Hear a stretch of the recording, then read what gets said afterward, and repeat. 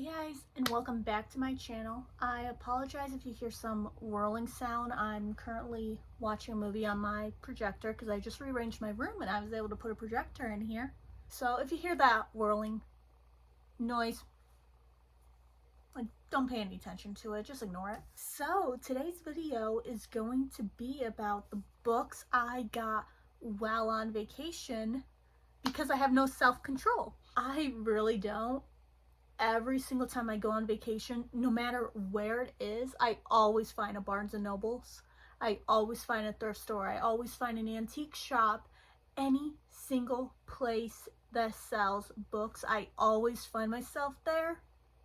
This vacation, I probably spent nearly $200 on books, and I went to Barnes & Nobles 3 times in that 1 week vacation. So, as you can probably guess, I got a lot of books. Anyway, you guys ready to see the books I bought while on vacation because I have no self-control? The first one is The Song of Achilles. I have been wanting to add this to my bookshelf for the longest time. I've been wanting to read it for the longest time. Trust me, it's been on my reading list for years. I've always been kind of iffy picking it up because I'm like, would I really enjoy it? But I hear so many good things about it. It's a mix of mythology with queer romance, which is really up my alley because I love Percy Jackson. I'm very interested in Greek mythology. So hearing this about Achilles and who's the love interest's name? Patroclus. I'm gonna have so many problems pronouncing the names in this book, but I love the premise of it and I really cannot wait to start this one. The next book is Sparks Will Fly by Hazel Henry. This one follows 3 girls during summer, obviously, and romance. I am not 100% sure what it's about, but I'm gonna look into it. I don't know how to explain it, but the cover was just very pretty, and I read the back. Georgia is lifeguarding, but she's away from her boyfriend, but she's distracted by the local boy who seems determined to catch her eye. Ooh. And then there's Daisy, who is finally old enough for a summer job at the club, which she hopes will take her mind off wondering whether she and Owen are dating now, and whether it's wrong to spend time with Mateo, the hot older guy who never treats her like a little kid. And then there's Eden, who is on thin ice with her parents, who thinks that learning to survive in the woods will fix her, but seriously a backpacking class with her ex-infatuation and forever arch-nemesis Leo, she'd rather hike all the way back to New York City. 3 stories, 3 romances. This caught my eye immediately. Next up, I have One Golden Summer by Carly Fortune. Yeah, I've been wanting to have this because I do have Every Summer After. And I recently, I did see the series the day it came out on Prime. It was okay. It wasn't really my vibe, but the only character I liked in that Prime series was Charlie, and when I found out that this book is about Charlie and his love life, I'm like, okay, put it in the cart. So I'm probably going to read this before I ever pick up Every Summer After. I still don't know why they changed the name. Could someone explain that to me? Next up, I got book 5 in the Shatter Me series called Defy Me. Next up, after I'm done reading The Vampire Diaries, which will be very soon, I took out of my TBR jar Shatter Me, and I am so excited because I've been wanting to read that book forever, and this is like my nice little motivator. And I already have the other 4 books, so I got book 5. I'm slowly collecting them because I'm a series collector before I even start the series. If you're the same way, you would know. I only ever heard great things about this series, and I am so excited to get into it. Next up, I have something that was on the banned books table. And when books are on the banned books table, you know they're good. Got that at Barnes & Noble. Same with all the other ones I've shown so far. The Virgin Suicides by Jeffrey Eugene Dadalov. Okay, I'm sorry, I cannot pronounce it. No disrespect to the author or anything. I haven't seen the movie. I've been meaning to, and I see bits and pieces of it. But my sister has seen the movie, and she really enjoyed it. She's a big fan of Kirsten Dunst and Josh Hartnett. Me too, I love Josh Hartnett. I really want to watch the movie in full because the plot of it is so intriguing. Like, it's almost something you would hear from a true crime case, but it's really not. And just, it always sounded so interesting to me, and I picked up the book, and when we got back to my aunt and uncle's house where we were staying, I was showing my sister the books I got at Barnes & Noble, and I pulled this out, and she's like, oh my, like, she got so excited. She's like, I am going to have to borrow it from you. I'm like, go ahead. My library is your library. She's good with borrow them, but I am so excited about this one. Next up, I have another romance called Most Valuable Player. It's a sports romance. Yeah, they're both on the varsity football team. Oh, it has the tutoring trope and everything, and I love the tutoring trope. And also, I couldn't resist this cover, and it is going straight onto my Read with Pride shelf. Just look how cute that is. This just looks so heartwarming that it just seems like a nice comfort read. It's pretty short and everything.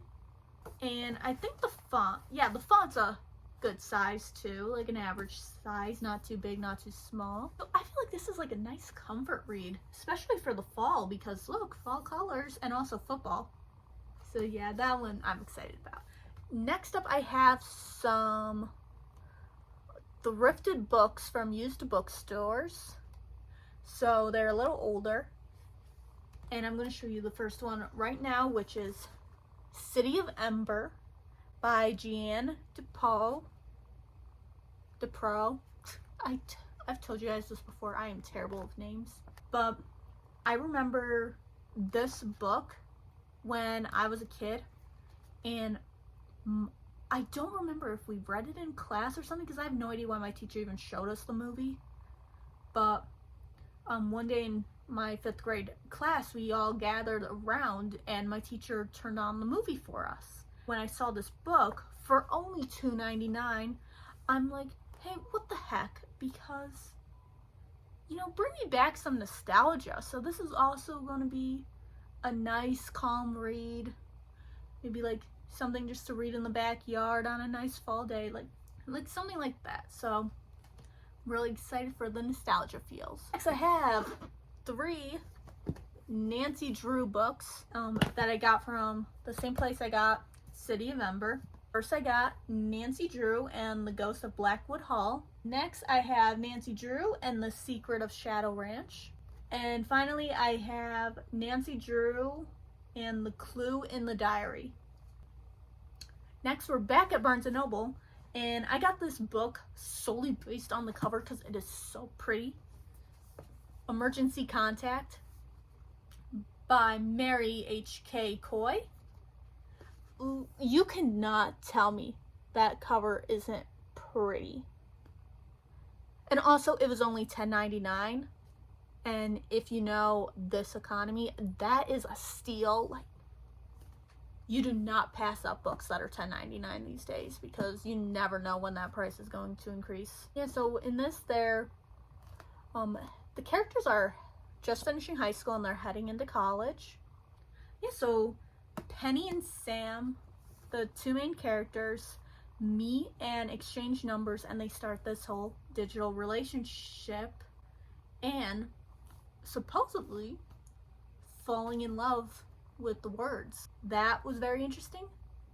I have a book on my bookshelf from a writer, I forget what it's called actually, but it literally takes place during the pandemic, and the only way these two people are communicating with each other is through text message, because you know, like the 6 feet apart rule.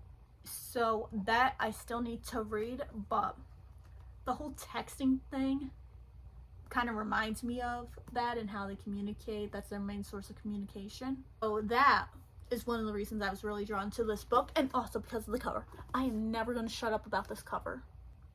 Okay, next up I have If Tomorrow Doesn't Come by Jan St. Jude. This one I got at Barnes & Noble, and it's a YA romance between two queer women. It roughly follows that the end of the world is coming, and our main character Avery has kind of accepted that and just is counting the days. They have 9 days when she meets the love interest, and the last line of the blurb is "Find hope in the tomorrows she has left." That is so cute. I really can't wait to read it. This one's definitely going into my TBR jar. Another Barnes & Noble's find is Lights Out by Jenny Fletcher. And also, look at these sprayed edges. They're supposed to resemble like racetracks, I'm guessing. In this book, our male main character, Gio, is a future racing champion. Right here it says, but she's making it hard to stay on track. One of the reasons I bought it was because of these sprayed edges. They are so pretty. Even the cashier said they were pretty, because I'm obsessed. And also, the racing thing seemed very interesting. And also on the back, it has a little snippet of the book that says, "You just assume that any woman you date is automatically going to fall in love with you." I didn't say that. It was implied. Maybe I should be asking the same question. How can I be sure you won't develop feelings for me? I am ready for this book. I am ready to read this. And also the character art is so cute. I'm so obsessed. Same store I got the books, the used books. I also got the Superman comic for $5. I absolutely love Superman. I love the new Supergirl movie and the most recent Superman movie. I haven't seen the other ones, but I really want to see the one with Christopher Reeves. And also, I'm like a big fan of Smallville, so of course I basically grew up on Superman, and I just really love him, so I had to pick this up. And finally, I have the Spotlight magazine for Heartstopper.